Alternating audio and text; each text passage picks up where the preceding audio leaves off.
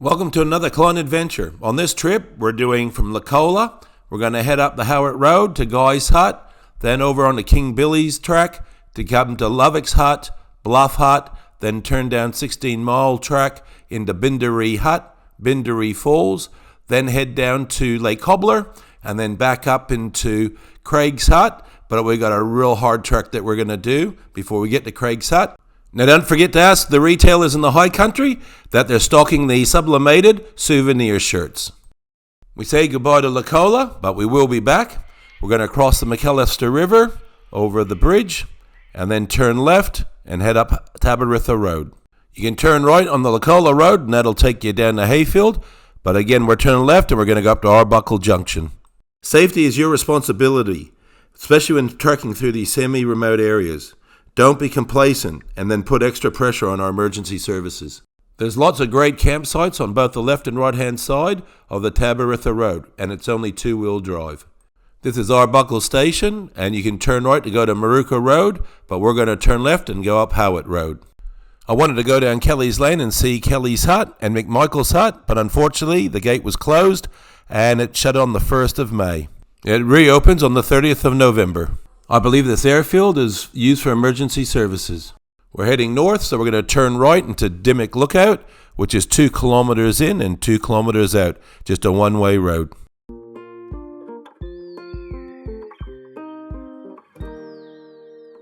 After a quick look at the lookout, we're going to come back out in the Howitt Road and head up to the Bryce Gorge car park. I'm going to walk out to Guy's Hut, but this group of campers were here for 3 days. They walked out to Bryce's Gorge and camped. It's only a 1 kilometer walk to Guy's Hut. I didn't do Pieman Falls. I've got to give myself a good excuse to come back. Pieman Falls is to the right, but we're going to go straight ahead to Guy's Hut. Guy's Hut was built as a cattleman's mustering hut in 1940 by Jack Guy and Denny Connolly, replacing a dilapidated nearby earlier log hut known as Bryce's Hut that had been built and used by the Bryce cattle raising family from 1870 to 1914. Alex Guy acquired Wanangata Station and the Snowy Plains Freehold in 1934.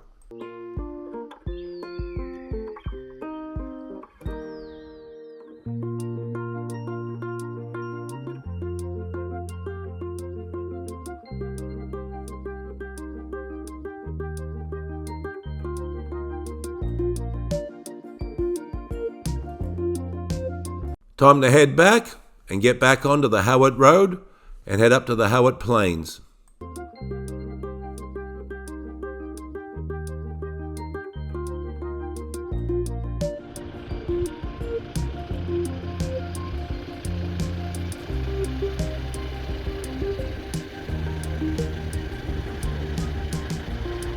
Mount Howitt Car Park is for horses and walkers only. This is where you can turn right down to Zika Spur Track and take you into Wanangata Station, but we're going to Mansfield. Well, not Mansfield, but we're going on the King Billy track.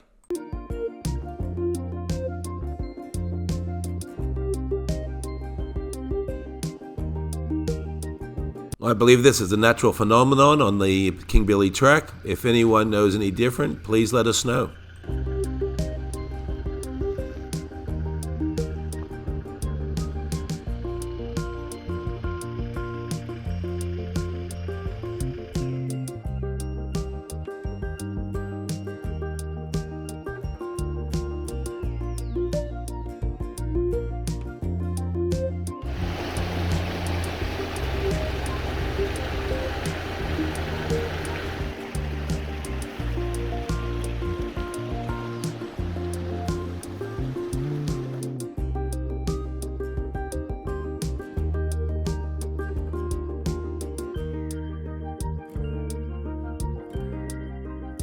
The Snowgum is a magnificent feature tree of the Australian Alps.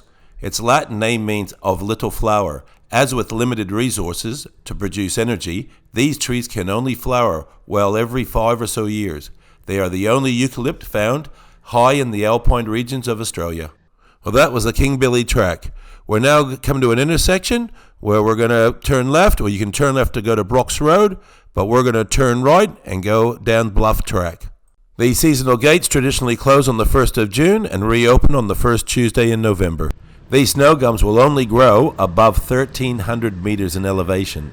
These trees are hardened and adapted to fight cold conditions and are shaped by snow, ice, and wind. Given the short growing season of the alpine regions, these trees take many years to establish. The snowgum has been introduced to Norway as it can survive temperatures to minus 18 degrees Celsius. Cold tolerant to withstand the harsh winter, these trees are also drought tolerant, surviving summer on limited water. Available to the alpine region only when snow melts or with the occasional summer storm. Snowgums become more stunted and twisted the higher the elevation they grow. Decades of fierce winds and frost force the gums into beautiful contorted shapes. Snowgums are evergreen, keeping their leaves all year round, adapting to handle snow loads. These trees have very flexible limbs, bending down to the ground while snowed under and iced up for over 4 months every year. Lovicks Hut is located at an elevation of 1,680 meters. The hut was originally built in 1960 by Jack Lovick, a cattleman who used the hut as a base for his horse trail rides. The hut was rebuilt in 2014-15 and is now a popular destination for four-wheel drivers, campers, hikers, and bushwalkers. I love how someone has welded the horseshoes to make Lovicks Hut against the 2 gas cylinders. Unfortunately, a couple of years later, I noticed it's missing. If anyone knows the story behind this, please let us know. Time to leave Lovicks Hut and head to Bluff Hut, which is only 6.4 kilometers and should take about a half an hour drive. Bluff Hut is the 3rd highest hut in Australia. The original hut, built in the 1950s, was burnt down in the 2007 fires and has since been rebuilt. Bluff Hut offers basic camping for car-based campers and hikers. This was a little bit freaky. There was a shovel and a fire going when I arrived. There was no vehicles or anyone around in sight. It might have been the Button Man. Apparently the Button Man's a really nice guy and his name is Alex. We leave Bluff Hut and head down Bluff Track, 2.1 kilometers. We come to the T-intersection of Bluff Link Road. We're going to turn right and head over to 16 Mile Jeep Track.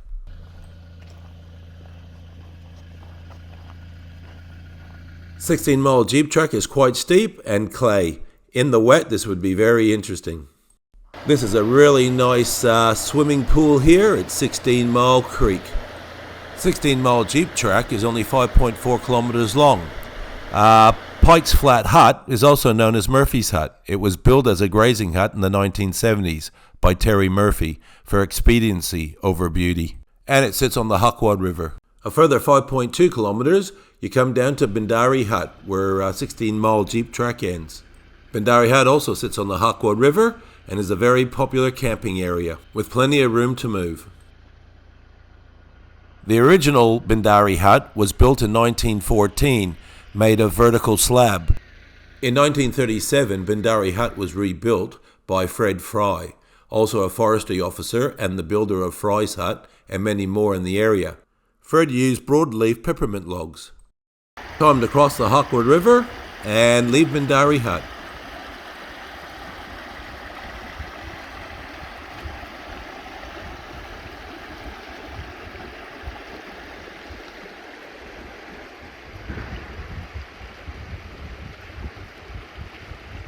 The Flat Spur Campground looks like a real good camp area for people with horses. You can get in here with a horse trailer, and you've got your own little corral to keep your horses in before you set off on your rides.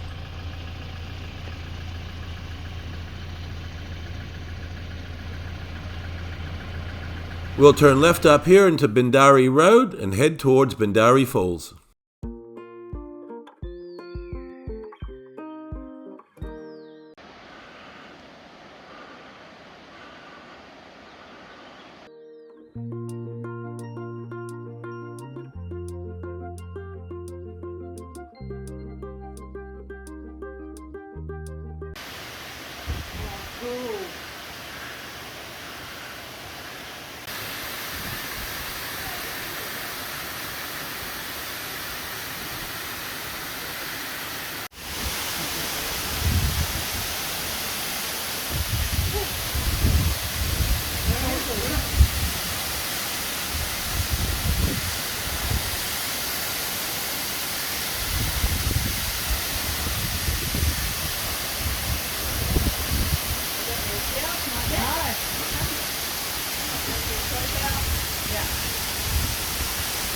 Ready?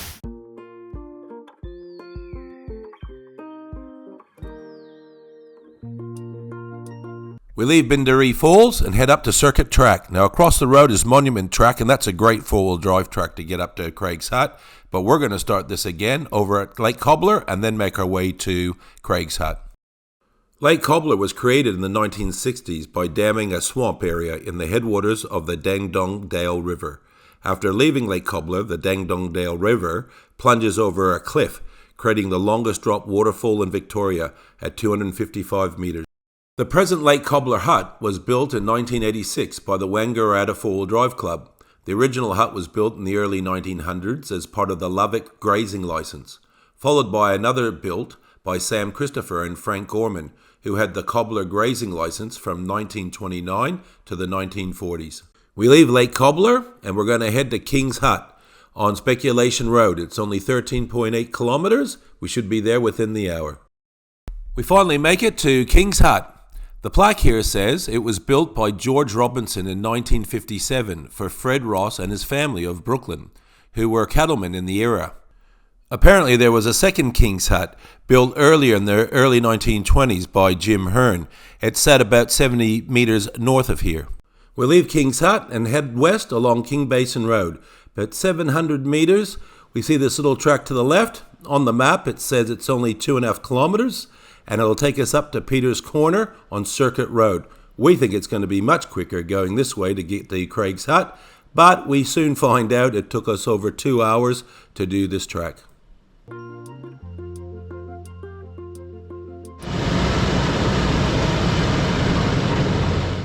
The Hilux's got some new pinstriping on it with the tightness of this track and overgrown, but up ahead we had a washout, can't go left there, all those rocks. So we come up to this next section, and it's pretty well washed out. We were a bit nervous going over it, thinking it was going to collapse. But we ended up having to winch up over these rocks.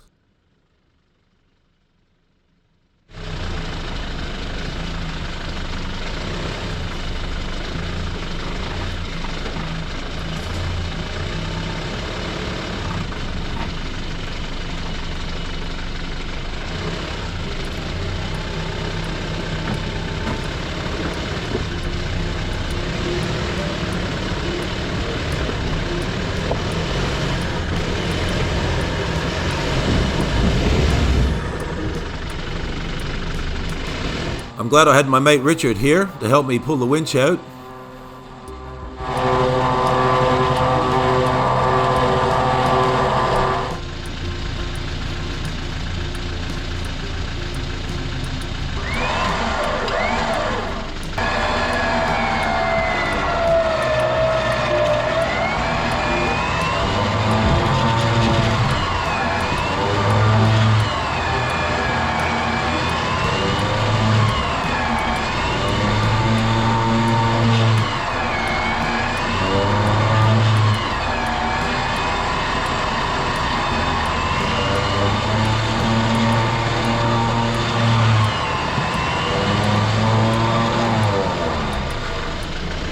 Pack the winch up and we're on our way again.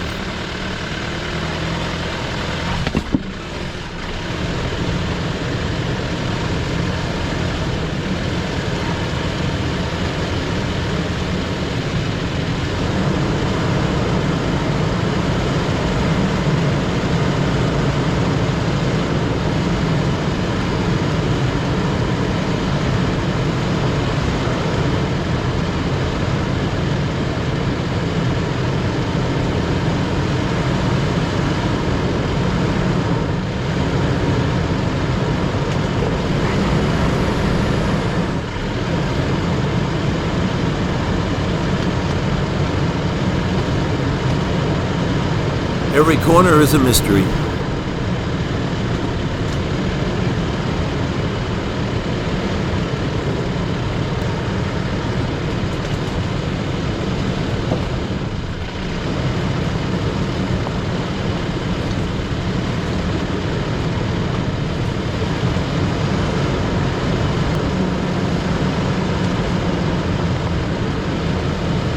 This is a little bit squeezy. Had to reverse back and come back on a different angle. Thanks, Richard.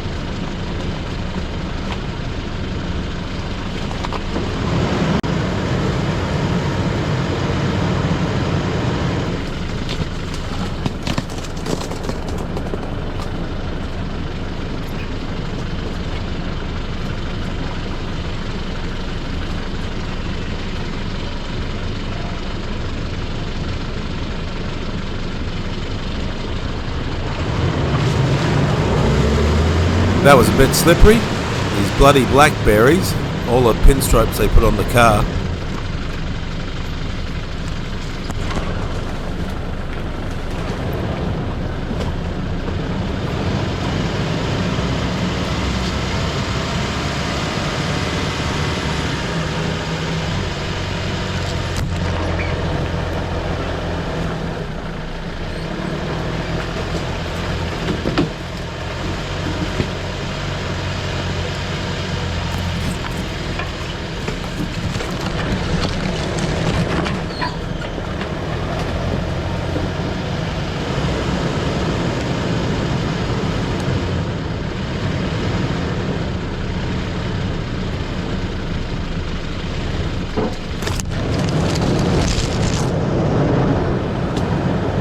This track is so tight, the camera doesn't do it justice.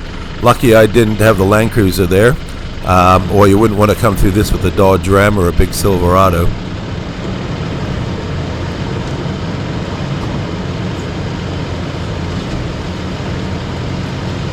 That's a sheer cliff on the left-hand side, so we're just being mindful that we don't go too close to the edge. We finally get to see Circuit Road. There it is. We think we're home free, but unfortunately there's another obstacle in front of us.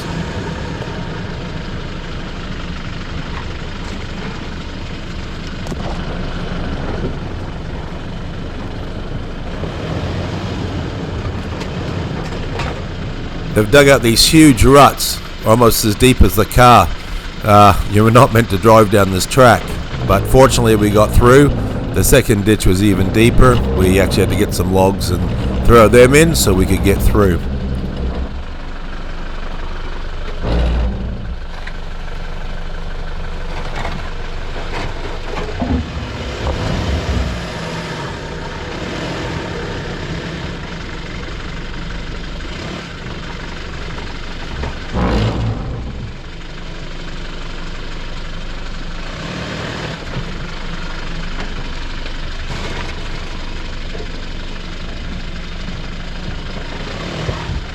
Well, we're certainly relieved now that we made it, and we're on Circuit Road. Now that's Peter's Corner, so if anyone ever wants to do this, this is where you turn off.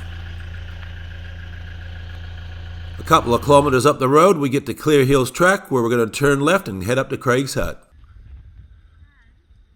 Yourself in Australian film history at the iconic Craig's Hut.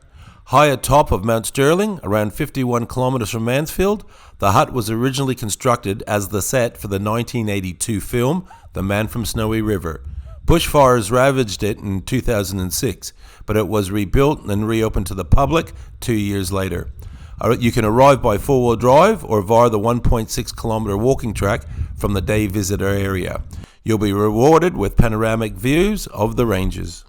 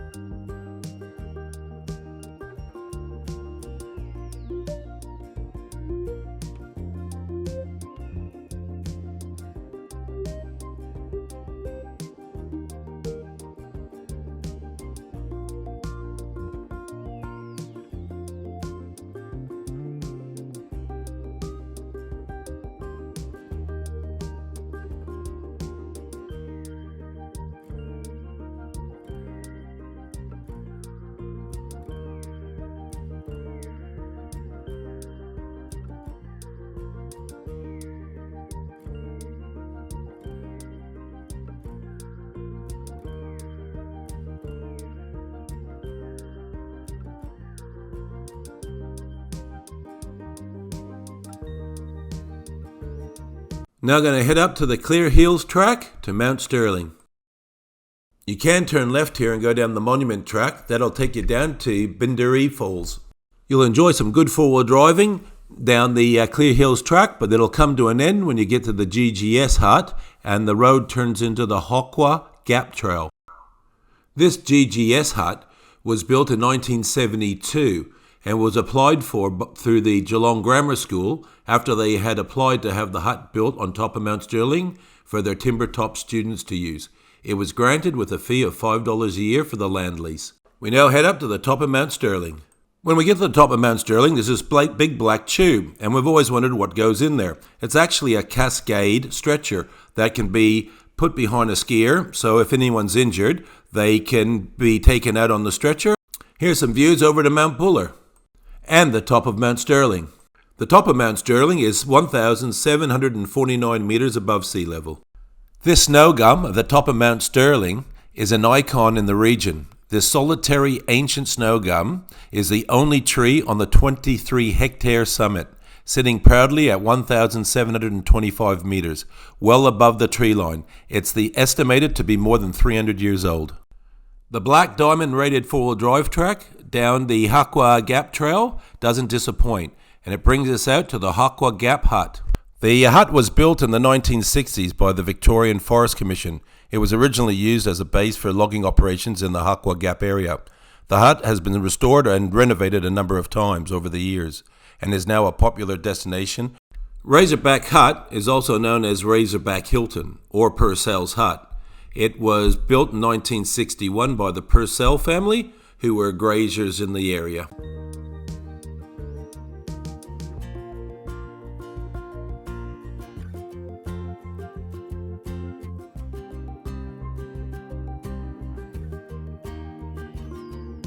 King Saddle is primarily for people with horses, so they can tie them up here and seek shelter in this area, which has a big potbelly stove to stay warm. We finally make it to Telephone Box Junction.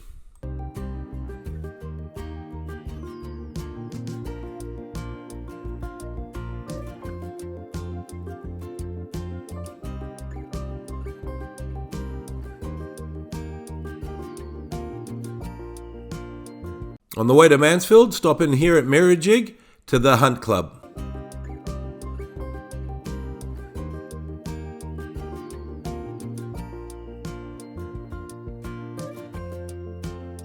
Thanks for watching another Klein adventure. Don't forget to like and subscribe. See you on the next one.